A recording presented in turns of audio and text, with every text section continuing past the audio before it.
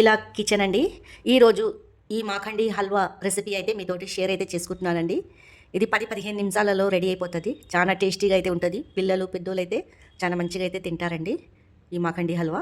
దీని ప్రాసెస్ ఎలా చేశానో చూపిస్తానండి. ఇక్కడ వచ్చేసి ఒక ప్యాన్లో కొద్దిగా నెయ్యి అయితే వేసేసుకున్నాను. తర్వాత మనము జీడిపప్పు అయితే వేసేసుకుంటున్నాము. దీన్ని రెడ్గా అయితే ఫ్రై అయితే చేసుకోవాలా. జీడిపప్పుని ఇలా రెడ్గా ఫ్రై చేసుకోవాలండి. బ్రౌన్ కలర్లో వచ్చేయాలా. టేస్ట్ అయితే చాలా బాగుంటుందండి మాఖండి హల్వా అయితే. ఇలా రెడ్గా అయితే ఫ్రై అయిపోయింది. పక్కకైతే తీసేసుకుంటున్నాను. దాంట్లోనే ఇంకా కొద్దిగా నెయ్యేసి రవ్వ వేసేస్తున్నానండి. చూడండి, రవ్వ వచ్చి బ్రౌన్ కలర్లో వచ్చేయాలా. కానీ తిప్పుతూనే ఉండాలండి మన చేయితోటే పని. ఎందుకంటే కింద మాడిపోనియద్దు, మాడు వాసన వచ్చేస్తుంది, నల్లగా అయిపోతుంది. అందుకే తిప్పుతూనే ఉండాలి ఇలా, కింద అడుగు అంటుకోకుండా.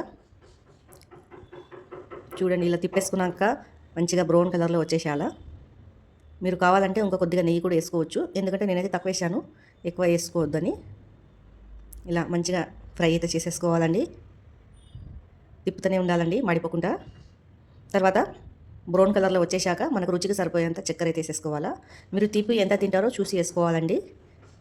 చూడండి, రెండు కలిపి మంచిగా ఫ్రై అయితే చేసేసుకోవాలా.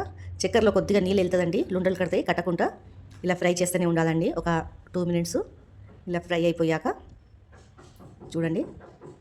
తర్వాత ఒక గ్లాసుడు అయితే నీళ్ళు అయితే పోసేసుకోవాలా. నేనైతే నీళ్ళు అయితే పోసేస్తున్నానండి. మీకు కావాలంటే పాలు పోసుకోవచ్చు. నేనైతే నీళ్ళు పోసేసుకుంటున్నాను. దీన్ని బాగా ఉడకనియాలండి. మనకు తెలిసిపోతుంది ఎంత నీళ్ళల్లో ఉడుకుతుందని. చూడండి, ఇలా మంచిగా ఉడకపెట్టుకోవాలా. తర్వాత కొద్దిగా ఫుడ్ కలర్ అయితే వేసేసుకుంటున్నాను. చూడండి, ఇలా తిప్పుతూనే ఉండాలా. దగ్గరికి అయిపోతుంది ఇది. 2-3 నిమిషాలలో దగ్గరికి ఇలా అయిపోతుంది. నూనె కూడా తేలుతుందండి పైకి, అప్పుడు తెలిసిపోతుంది మనకి. తర్వాత దాంట్లో పచ్చి కొబ్బరి తురుము అయితే పట్టి పెట్టుకున్నానండి నేను. ఎండిన కొబ్బరి అయితే వేయొద్దు, పచ్చి కొబ్బరిని వేసుకోవాలా. టేస్ట్ మాత్రం చాలా బాగుంటుంది పచ్చి కొబ్బరి వేసుకుంటే.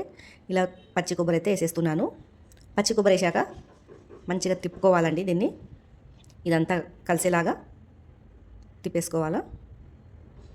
టేస్ట్ మాత్రం చాలా బాగుంటుందండి పచ్చి కొబ్బరి వేస్తే. చూడండి, ఇలా మాడిపోకుండా కింద అంతా తిప్పేసుకోవాలా. చూడండి, ఇలా కింద మాడిపోనియొద్దండి, తిప్పుతూనే ఉండాలా. మన చేయితోటి పని. ఊకే కలిపితే చెయ్యి గుంజుతుంది అనుకుంటారు కదా. మనకు ఎంత తిప్పితే అంత మాడిపోకుండా కింద ఉంటుంది.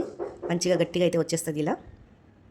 తర్వాత మనము ఏంపి పెట్టుకున్న నెయ్యిలో జీడిపప్పు ఉంటుంది కదండి, అది పైనుంచి డ్రై ఫ్రూట్ అయితే వేసేసుకోవాలా.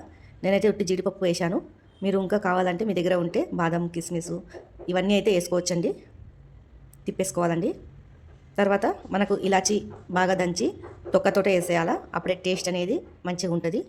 ఇక్కడ మా ఇంటి పక్కకైతే కన్స్ట్రక్షన్ జరుగుతుంది, అందుకే సప్పుడు అయితే వస్తుందండి.